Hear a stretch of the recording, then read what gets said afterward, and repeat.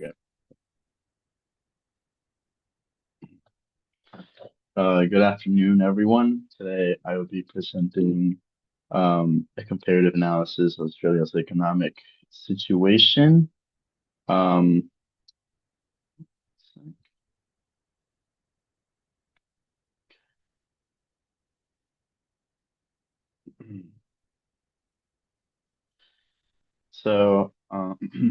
if you can see, Australia and the global economy, comparative analysis between US, Europe, other countries.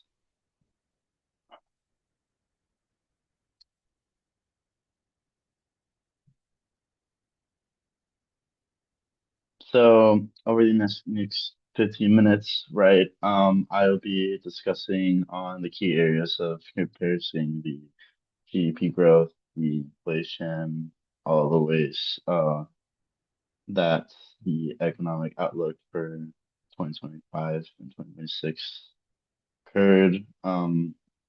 My goal is to give you a quick picture where Australia sits globally, what is it doing well, and what are the right pressure points there are. So before we dive in, here's the sort of roadmap for the presentation I want to give. Um, we'll start with a snapshot of Australia's key economic indicators, then move into GDP growth, inflation, interest rate policy, labor markets. From there, we will look at trade, housing, um, government debt, and I will finally close on like the sort of key takeaways that we have, and each section builds on the last. So by the end, you should have a fully rounded picture of how Australia's compares to its peers. So here's the Australia's economic snapshot. Like you can see a bunch of numbers on the screen right now. Australia is currently the 14th largest in the world with a GDP of approximately 1.77 trillion US dollars in 2024. At first glance, those are solid numbers, but when you look more closely at the growth rate, you see Australia expanded by only 1.5% in 2024. That's the sort of weakest pace in the recession of the early 1990s. And outside the COVID-19 period, the economy is functioning, but it is moving slowly since then. On inflation, Australia peaked at 8.4% in late 2022, and it has since pulled back to around 3.6%. Progress has been made, but the Reserve Bank of Australia is not yet satisfied. The cash rate sits at 4.35%, and the RBA held it there steadily through most of late 2024 before beginning to cut cautiously in early 2025. The unemployment stands at 4.1%, which is near the lowest levels in 15 years, and the current account balance is roughly negative 1% of GDP of mid deficit, which is actually quite manageable by historical standards for Australia. So, in summary, Australia is structurally sound, but growth is under pressure and inflation is not fully normalized yet. The tension will run like through everything, which I will discuss today. So, the GDP growth comparison. Um, so here you can see a chart that explicitly shows about Australia, USA, and the sort of Eurozone of Europe, a bunch of European countries. This chart shows a real GDP growth across Australia, the United States, and the Eurozone from 2019 through 2024. The three economies all tell similar stories in the early part of this period. A sharp contraction in 2020 due to COVID-19, followed by a strong rebound afterwards in 2021 as restrictions lifted and stimulus flowed through. However, the divergence after 2021 is very telling how the US has maintained that strong growth despite the other ones falling behind. Um, it shows a remarkable resilience of the American economy, driven by that tight labor market, the strong consumer spending, and a lot of fiscal stimulus through these programs, like the Inflation Reduction Act. Australia, by contrast, as you can see there, has decelerated sharply after its strong 2021 bounce. Growth slipped back toward 2% in 2022, and then just stayed there around like 2023, and then fell further to just 1.5% in 2024. The combination of aggressive RBA rates hikes and the slowing Chinese economy also have weighed on the household spending of these business investments as well. Um, for the sort of Eurozone, it feels like the most concerning out of all of them after its strong post-COVID rebound growth virtually stalled at all. Um, you can see how it's hitting just at 0.5% on 2023 and only 0.8 in 2024. Uh, Germany in particular has been a drag from the research I've done, contracting outright like in 2023 to the high energy costs, weak industrial output, and structural competitive challenges. So if you can take something from this graph, it would be how the US has significantly outperformed actually both Australia and Europe combined in this sort of post-pandemic period of the modern economic sort of growth of GDP, um, given this graph, how Australia sits in the middle, slowing but not stalling.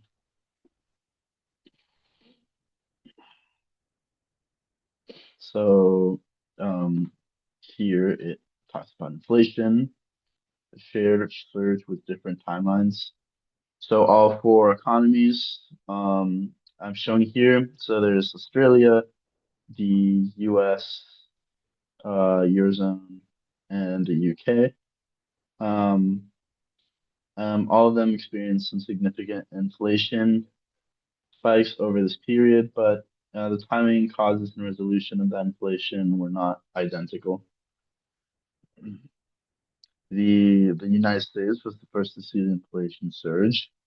The combination of extraordinary fiscal stimulus, pandemic era supply chain disruptions, and extremely tight labor market pushed the U.S. inflation to about 8% by mid 2022. Critically, the U.S. was also the first to get inflation back under control. By 2024, the U.S. inflation had fallen roughly 2.7%, closer to the Federal Reserve 2% target than any other major economy. Um, and the Eurozone and the United Kingdom both experienced their inflation peaks driven substantially by mostly the energy crisis following Russia's invasion of Ukraine in 2022, which spiked the inflation due to that. Also about European natural gas prices spiked in these like historic highs during that period, and because European households are far more exposed to gas for heating, electricity than Australian or American households, the inflationary shock was severe. And the UK hit about 9.1% in 2022, which is among the highest in the group. Australia's inflation arrived slightly later and has proven stickier. Australia peaked around like 7.8% in 2022 and then came down more gradually than the US, sitting at 3.6% by the end of 2024. Uh, the, the RBA caution in cutting rates reflects this, how the surface inflation in particular, like rent, insurance, childcare, has remained elevated, and this sort of domestic supply and demand issue rather than an energy sort of story, which makes it harder to resolve very quickly for Australia,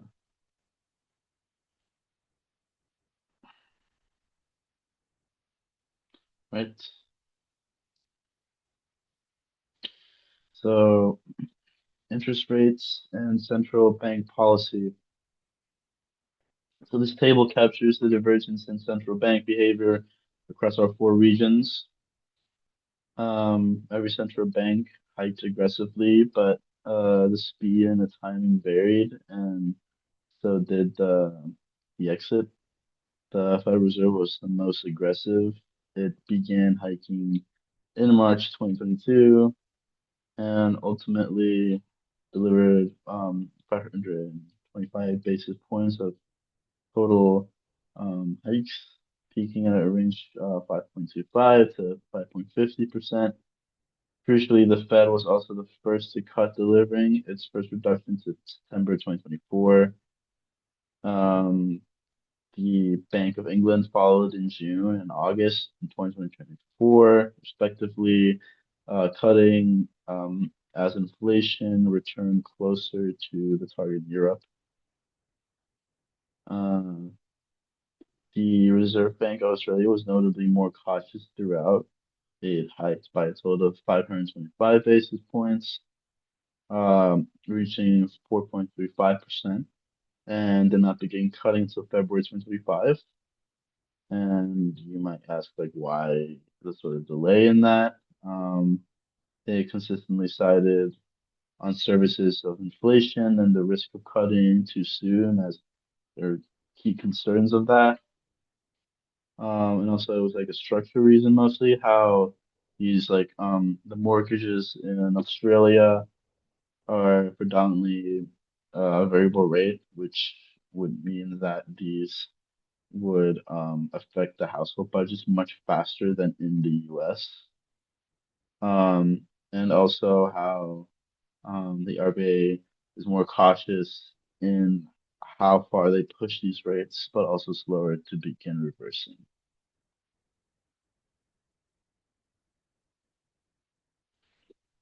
Okay, so the labor markets, unemployment rates 2019 to 2024. The labor markets have been um, a bright spot across all these four regions. After the pandemic, all have seen some growth. Uh, due to the Eurozone has historically operated with structural higher um, unemployment. Um, the Australia employment rate fell dramatically from its pandemic peak from 6.9 in 2020 to near 50-year low of 3.5% in from 2022 to 2023. Um, Even then, it has a very strong labor market by any historical measure.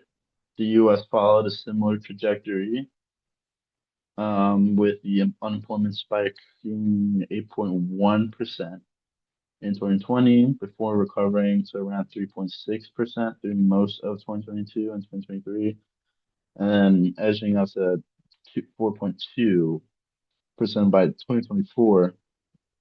So what's noticeable about the US is how quickly its labor market recovered and how we also see that sort of resilience here with the sort of unemployment.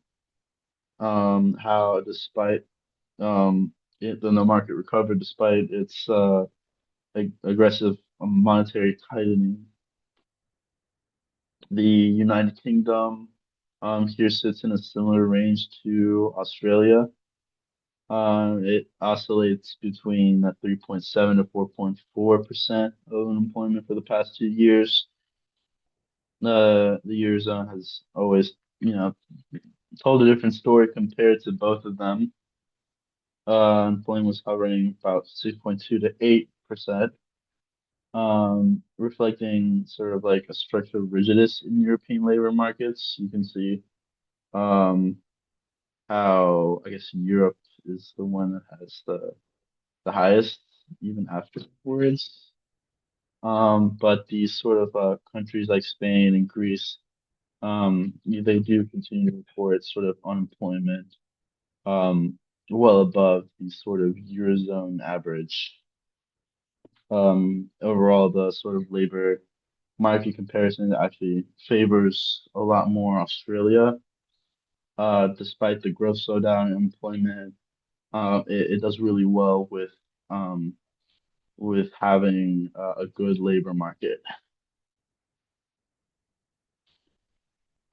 So slightly, the trade and current account Australia's commodity edge. So you see here like two graphs. Australia's trade position is structurally distinctive. On the left-hand chart, you can see how concentrated Australia's export base is. The iron alone accounts for nearly 30% of all of its total exports, followed by coal at 14% and liquefied natural gas exports also at 13%. Together, these three commodities represent actually more than half of everything Australia sells to the world.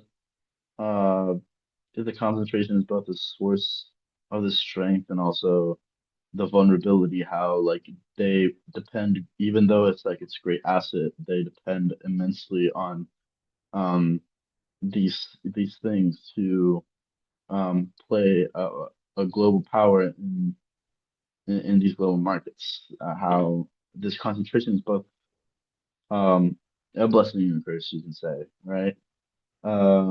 It's the strength is obvious, like the demand for Australian commodities from Asia, particularly China, which is its closest um neighbor that um that would want all this, has kept export revenues elevated when commodity prices are high.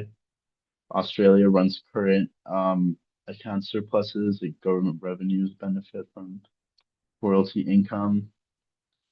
Um, but also, as I aforementioned, the vulnerability is also very clear how these trade balance is highly sensitive to the Chinese economic situations and the activity. If China's growth slowly also falls, then Australia will too. Or if China succeeds in reducing its dependence on Australia for iron, that also affects Australia as a result, like either increasing scrap of steel or alternative suppliers. The impact of Australia's terms of trade would be very significant. And as you can see on the right, you can see the current account positions of countries.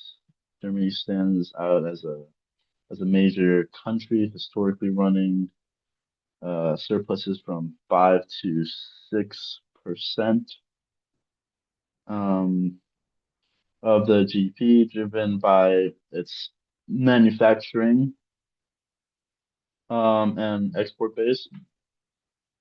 Both the US and the UK run persistent deficits, and Australia's deficit is -1%, which is just a very manageable compared to its other peers, its other countries that it is allies to. So housing and cost of living and shared challenge. So the housing affordability is a crisis that Australia shares with much of the developed world. but Australia's situation is particularly small, very acute, using the price to income ratio, which measures how many years of a median household income would be needed to purchase a median price home. We can compare affordability across regions. Sydney has a ratio of approximately 9.7 times the median income, making it one of the least affordable major cities in the world. Melbourne is around 7 to 8 times. These ratios sort of reflect the sort of undersupply in housing and construction, how so hard it is to get a house there, basically. Restricted zoning laws, investor sort of demand incentivized by tax concessions like negative gearing um, and etc. Um, it's not very easy for Australia um, as other ones, as other countries. However, you can see like how London's 8.3 times as high, similarly unaffordable, right? It also faces like a big sort of national housing shortfall. The US has about 5.6 times lower than Australia and the UK, but still pretty big with a dramatic variation by market. And also depending on the states, like California and the Northeast are as unaffordable as these Australian cities. It matters a lot the type of state that you're actually thinking of when considering housing. And also the Eurozone average is 6, which I mean with the enormous dispersion in Amsterdam, there's a still big dispersion like the US with the states. Like Amsterdam and Paris is one of the most unaffordable places as well. Um, while Athens or Lisbon are one of the most actually affordable and more accessible for housing and cost of living.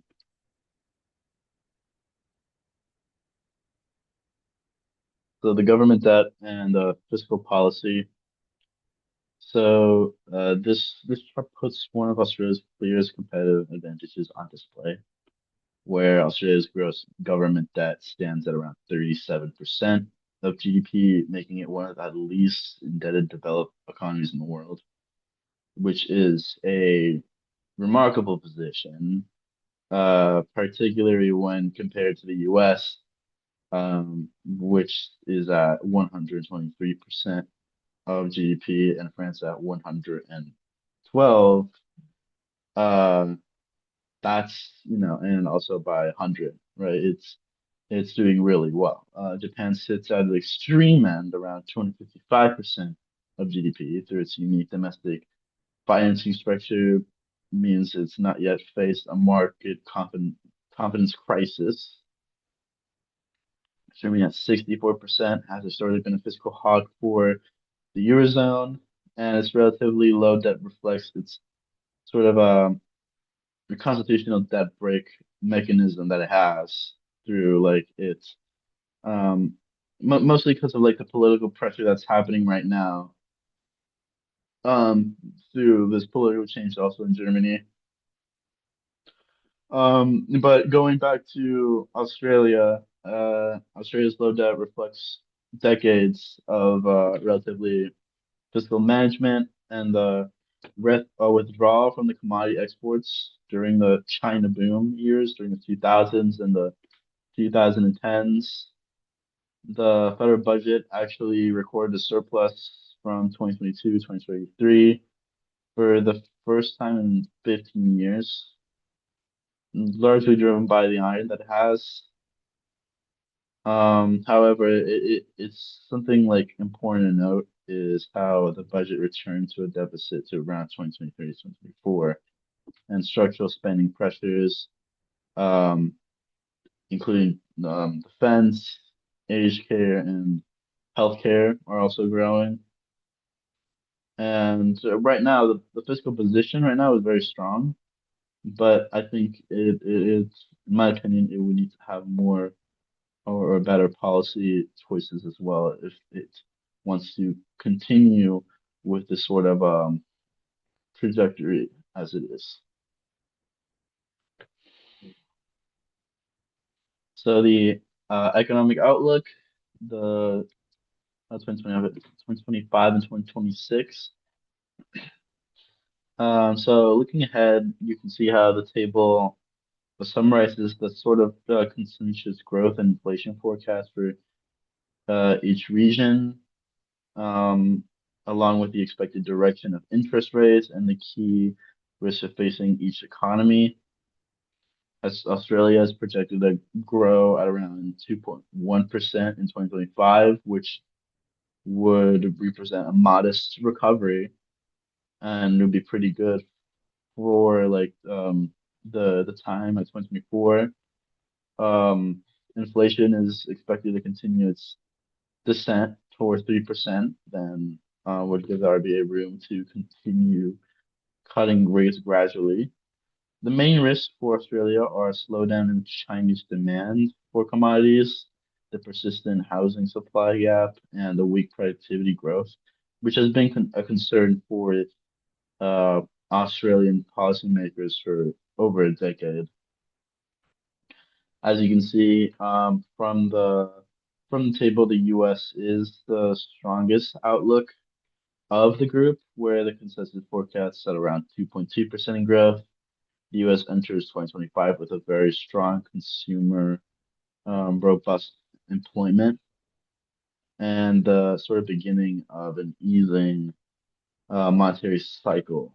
The key risks are growing fiscal deficit and debt trajectory, which can make trade policy uncertain, but it can reach um, a sort of sustainability of like a 2% target.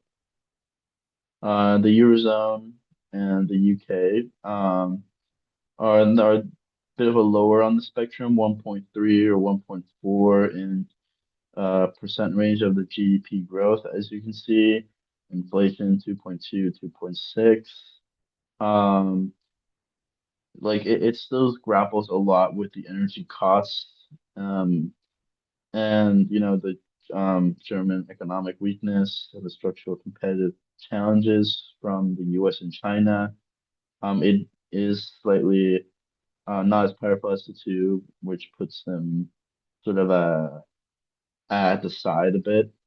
Um, but it's doing well overall, I would say. And also here are the risks. Um, yeah. so in conclusion, so that's sort of like key takeaways that you can have, right? So first, Australia has been resilient, but it's not slowing down mostly. It's not like something where you can see how it grows immensely. It has endured a lot of recessions, COVID, um, and how this sort of, you know, rate hike cycle, sort of progressive. But growth has decelerated meaningfully, and the low sort of government that gives Australia fiscal headroom that the US and the UK simply do not have. Um, so Australia inflation has been stickier than its peers. It peaked later and declined more slowly. Third, Australia's commodity export base is a structural advantage that's genuine and viable, mostly because of the iron ore, the revenues, funded surpluses. Fourth, the housing crisis is real, and all four regions share it in some sort of form. And how these sort of affordability ratios are actually the worst out of mostly all like countries, I would say. It's probably the worst globally as of now. Uh, it's not a problem for like lower interest rates alone, that can fix it, but still, like it's very expensive to live there. Um, and fifth and finally, the outlook of Australia is cautiously positive. Inflation is trending down, rates cuts have begun, and the labor market remains very solid. And the fiscal position is um, is good for global standards. And if China holds up, uh, Australia is positioned for a soft landing, I would say. But yeah, thank you.